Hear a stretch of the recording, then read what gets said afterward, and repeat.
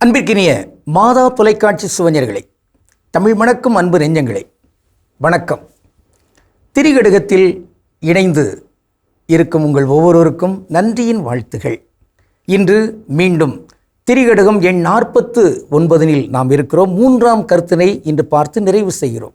எவருக்கும் பயனற்றவர், ஏவாது மாற்றும் இளங்கிளையும், காவாது வைதள்ளிச் சொல்லும் தலைமகனும், பொய்தள்ளி அம்மனை தேய்க்கும் மனையாளும், இம்மூவர் இம்மைக்கு உறுதியில்லாள்.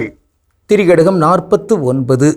ஆக பெற்றோர் தம் வழிகாட்டுதலை ஏற்காத பிள்ளைகள்,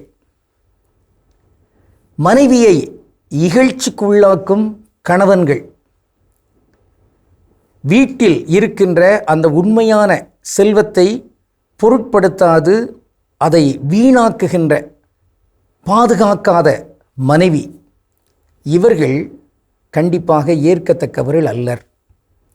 அந்த வகையில் இந்த 3ஆம் கருத்து, இல்லாள் மனைவி, அவள் அந்த உண்மையான அந்த குடும்பத்தினுடைய அந்த செல்வத்தை சிதைக்கின்ற அழிக்கின்ற தன்மை உடையவளாக இருந்தால் அவள் இங்கு ஏற்கத்தக்கவளாக இருக்க இயலாது. எல்லாராலும் வெறுக்கப்படக்கூடியவராக, எவராலும் ஏற்றுக்கொள்ளப்பட முடியாதவராக அவர் இருப்பார். அதான் வள்ளுவர் ஒன்றை சொல்வார், இல்லதன் இல்லவள் மாண்பானால் உள்ளதன் இல்லவள் மானாக்கடை என்று கேள்வி கேட்பார். எதுதாயா இல்லை? ஒரு மனைவி நல்ல மாண்புடையவளாக இருந்தால் அந்த வீட்டில் எதுதான் இல்லை? எல்லாம் இருக்கிறது. ஆனால் எதுதான் இருக்கிறது? ஒரு வீட்டில் மனைவி மாண்பற்றவளாக இருக்கிறார் என்றால் அந்த வீட்டில் எது இருந்தாலும் ஒன்றும் இல்லை என்பதுதான் பொருள் என்று அங்கு சொல்லப்பட்டிருக்கிறது. ஒரு பாடல் ஒன்று இவ்வாறு சொல்கிறது, சேர்த்த பணத்தை சிக்கனமா செலவு பண்ண பக்குவமா அம்மா கையில் கொடுத்து போடு சின்ன கண்ணு, உங்க அம்மா கையில் கொடுத்து போடு சின்ன கண்ணு, அவங்க 600 ஆக்கு வாங்க செல்ல கண்ணு, அவங்க 600 ஆக்கு வாங்க செல்ல கண்ணு, மணப்பாறை மாடு கட்டி, அப்படி அந்த பாட்டு போகும். அப்போ அதில் ஒரு தாய், ஒரு இல்ல தலைவி, அவரிடம் மகன் அங்கு உழைக்கின்ற அந்த உழைப்பின் அடிப்படையில் வருகின்ற வருவாயை கொடுத்து வைத்தால் அது பாதுகாப்பாக இருக்கும். அதோடு அந்த 6 என்பதை 100ஆக அவங்க மாற்றுவாங்க என்று பாவலர் அங்கு பாடுகிறார். அருமை. ஆக இதை போன்ற அந்த தன்மையுடைய ஒரு பெண், ஒரு இல்ல தலைவி, ஒரு மனைவி அவர் இருக்க வேண்டும். ஆனால் இருக்கின்ற செல்வத்தை எல்லாம் சிதைக்கின்ற, அழிக்கின்ற, தன்னுடைய உழைப்பை கொடுக்காமல் வீணாக்குகின்ற, வீட்டில் சமையல் எல்லாருமே சேர்ந்து செய்யணும், ஆனால் அதை மறுத்து வாரத்துக்கு ஒரு முறையில் நாள்தோறுமோ கடைகளில் வாங்குகின்ற இந்த தன்மையெல்லாம் இருப்பது செல்வத்தை சிதைக்கின்ற ஒரு தன்மையாக இருக்கிறது.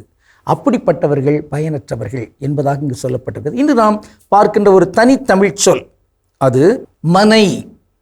மனை அருமையான ஒரு தமிழ் சொல். அது என்ன? ஆங்கிலத்தில் ஹவுஸ், ஹோம் என்று சொல்கிறாங்க பாருங்கள். சமஸ்கிருதத்தில் பவனம் என்று சொல்கிறாங்க பாருங்கள். தமிழில் வீடு, இல்லம், இவை எல்லாமே அந்த மனை. எனவேதான் மனையியல் கல்லூரி என்றெல்லாம் கூட இருக்கிறது. ஆக இல்லு என்றால் அது தெலுங்கு, இல் என்பதிலிருந்தால் அது இல்லு அப்படிங்கிற மாதிரி உகரத்தை சேர்த்து அங்கே வருகிறது. இங்கு இந்த உலகமே ஒரு மனை, அது கடவுளின் மனை. வானம் அவரது தலையணை, இந்த உலகம், இந்த இயற்கை, அது அவருடைய கால் மனை. எனவே இங்கு எல்லாமே நன்றாக இருக்க வேண்டும். அதற்கு எல்லாரும் நல்லவர்களாக இருக்க வேண்டும். பிள்ளைகள் பெற்றோருக்கு கீழ்ப்படுகிற, செவிமடுக்கிற, மதிக்கிற ஆட்களாக, ஆற்றல்களாக, கணவன்கள் மனைவிகளை மதிக்கிறவர்களாக, மனைவிகள் இல்லத்தில் இருக்கிற அந்த உண்மை செல்வத்தை பாதுகாக்கிறவர்களாக இருக்க வேண்டும் என்று உறுதியேற்றுக்கொள்ளும் கடவுளுக்கு திருவிழமானால் மீண்டும் நாளை திரிகடுகத்தில் இணைந்து மகிழ்வோம். நன்றி, வணக்கம்.